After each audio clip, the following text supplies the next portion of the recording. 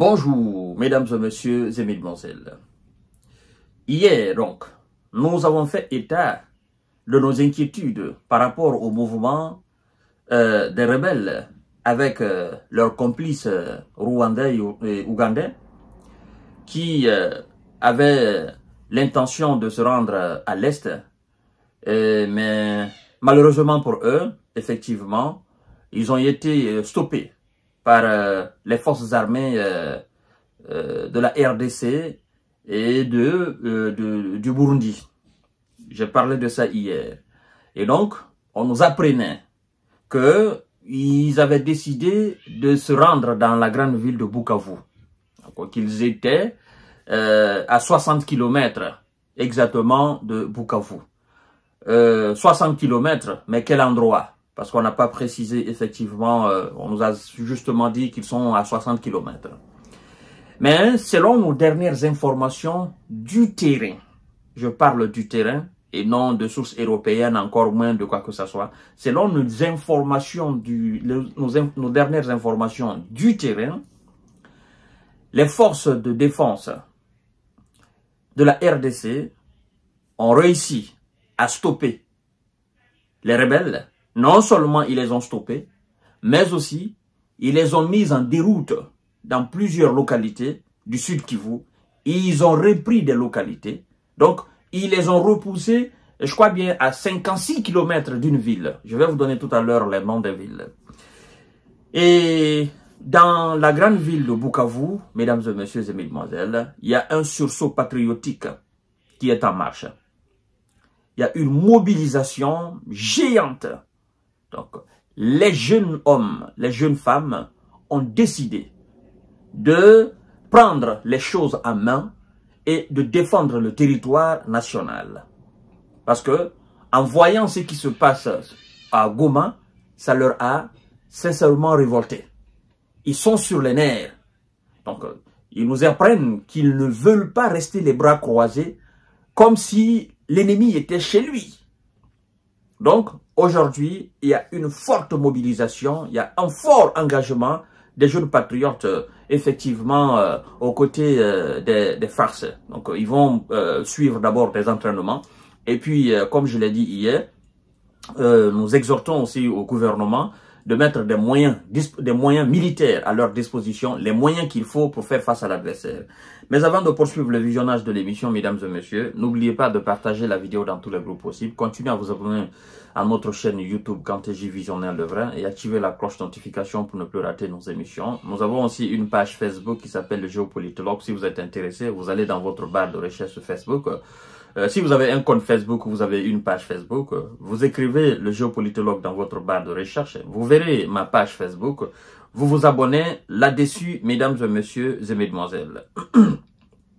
Alors, on nous apprend que les forces, c'est-à-dire les forces armées de la RDC, République démocratique de Congo, ils ont repris des localités dans le Sud Kivu, dans le territoire de Kalehe, est à repousser, c'est-à-dire ils ont repoussé le M23 et l'armée rwandaise à plus de 16 km de Niamasa, est à 56 km de Kalehe centre.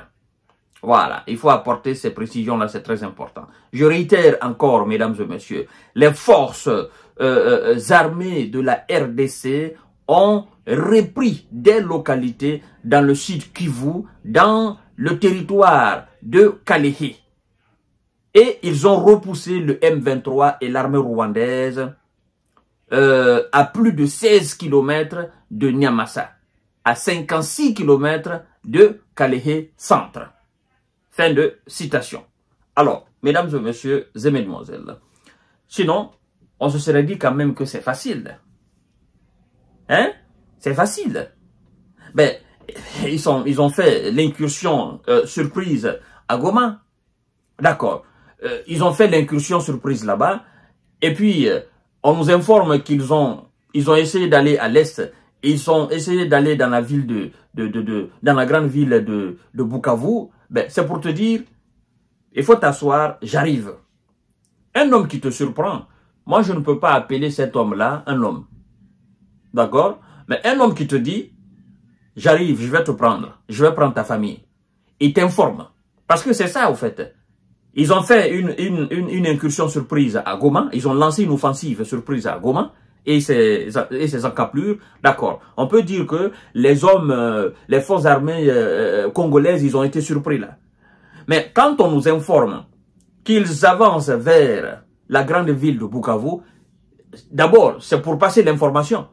Nous arrivons à Bukavu. Si vous êtes homme, attendez-nous là-bas. Vous allez voir ce que nous allons vous faire. Eh bien, dans ce cas de figure, les forces armées congolaises, bien que dispersées, ou bien que mal formées, ou bien que divisées, voilà, problème d'ethnie, problème de tribalisme à leur interne, hein, ben écoutez, avant tout, ils sont congolais. Ça, il faut le dire. D'accord? On met d'abord les querelles intestines qui nous divisent à l'intérieur de l'armée, hein, des problèmes de tribalisme, de régionalisme, d'ethnocentrisme, on met ça d'abord de côté. Ça nous concerne, nous, de l'interne. Mais ce qui viendra de l'externe, il ne faudrait pas que cela trouve cette division entre nous et exploite cette division-là. Donc, combattons d'abord l'ennemi, après, entre nous, nous allons faire notre querelle. C'est comme dans une famille. Dans toutes les familles, il y a de la division, il y a de la tension, entre même les enfants d'une même mère. Moi, je ne vous parle même pas encore d'une nation. Je ne vous parle pas d'un village, encore moins une grande ville. Je dis dans une famille. Dans une famille, il y a de la division entre les enfants d'une même mère. 3 enfants, 4 enfants, 5 enfants d'une même mère, il y a de la division. Il peut y avoir de la tension. Donc, dans une famille nombreuse africaine, un père avec 3 femmes ou avec 4 femmes, ben, la division, elle est là. La tension, elle est là constamment. À plus forte raison, un pays. Donc, les tensions ethniques, les tensions tribales, d'accord, les tensions régionalistes, c'est dans tous les pays africains. Je dis bien dans tous les pays africains. Même en Europe. Il y a de la tension entre, effectivement, les localités européennes. C'est seulement que, en Europe, le phénomène est beaucoup moins visible parce que l'État est beaucoup plus fort. Sinon, vous allez en France, il y a des régions qui ne se réclament même pas français, hein, qui ne se reconnaissent pas. Eux, ils sont dans leur bulle. La Belgique, c'est la même chose. L'Allemagne, c'est la même chose. Hein? L'Espagne, le Portugal, c'est la même chose. Vous voyez la situation des Espagnols, les Catalans, machin, qui veulent de leur indépendance. Donc, ce problème-là, c'est dans tous les pays du monde entier. À plus forte raison, l'Afrique, plus le sous-développement. Eh bien, écoutez, la pauvreté, ça va subsister. Donc, mais à un moment donné, à partir du moment où vous faites attaquer par un ennemi extérieur, vous devez vous donner la main. Ben, lorsque vous attaquez par exemple une famille divisée à l'interne, la famille fait comme ça. Parce que l'attaque vient de l'extérieur, d'un ennemi, un ennemi extérieur. Et donc la famille doit faire comme ça. Pour d'abord vous repousser, et puis la famille continue dans sa petite division. Et donc, c'est la même chose que nous demandons aujourd'hui à la population congolaise et à l'armée congolaise. D'accord? Les petites querelles tribales entre vous, mettez ça d'abord de côté. Faites face ensemble, d'accord? Face à l'adversité externe. Combattez d'abord, dominez, anéantissez définitivement l'adversaire, n'est-ce pas, externe. Et puis vous continuez dans votre problème tribal. Ça, on ne peut pas régler cela en un seul jour, on ne peut pas régler cela en une seule année. Donc, parce que ça, c'est des choses qui tirent leurs racines depuis des temps. C'est dans tous les pays africains. Et c'est dans toutes les armées africaines. Dans toutes les armées africaines. Que ce soit de l'Afrique du Nord ou de l'Afrique du Sud, c'est dans toutes les armées africaines. Le problème tribal au niveau de la population, ethnique ou régional au niveau de la population, se retrouve dans le gouvernement, se retrouve même au sommet de l'État. Ça, c'est dans tous les pays du monde entier. C'est dans tous les pays africains. D'accord? Mais quand vous êtes attaqué par un ennemi extérieur, et là, le peuple te dit, gars, tu vas pas profiter de notre division interne. Nous allons te montrer qui nous sommes. D'accord? Nous sommes bons, nous sommes bien dans notre division. Mais en ce qui concerne l'adversité qui vient de l'extérieur, nous allons te montrer qui nous sommes. En fait, qu'est-ce que je voulais dire? Moi, je veux dire tout simplement à l'armée congolaise de faire comme l'équipe nationale. Quand l'équipe nationale joue, on voit un seul Congo.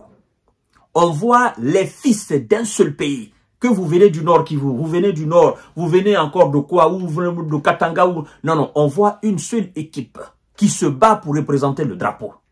Voilà, l'armée doit faire cela. Même s'il y a des divisions, machin, machin, machin. Mais quand vous voyez les joueurs sur le terrain, vous sentez de l'engagement, vous sentez de l'harmonie, vous sentez le patriotisme en eux. Donc l'armée doit jouer à l'image de, effectivement, de l'équipe nationale. C'est très bien. Si on a stoppé les rebelles, si on les a repoussés, c'est très bien. Les gens commencent effectivement à s'engager aux côtés des forces armées de la RDC pour définitivement éradiquer ce phénomène-là. C'est très bien. Maintenant, au gouvernement de jouer son rôle. Jouer son rôle, mettre les moyens à la disposition de ces patriotes qui ont décidé. Il y en a, parmi eux, il y a des étudiants, parmi eux, il y a des écoliers, d'accord, des jeunes de 18 ans, 20 ans, 25 ans. Ça ne manque pas, d'accord. Nous sommes une population de plus de 100 millions. Les volontaires ne manqueront jamais, mais il faut mettre les moyens à la disposition tels que le capitaine Ibrahima Traoré l'a fait au Burkina Faso et ça paye énormément.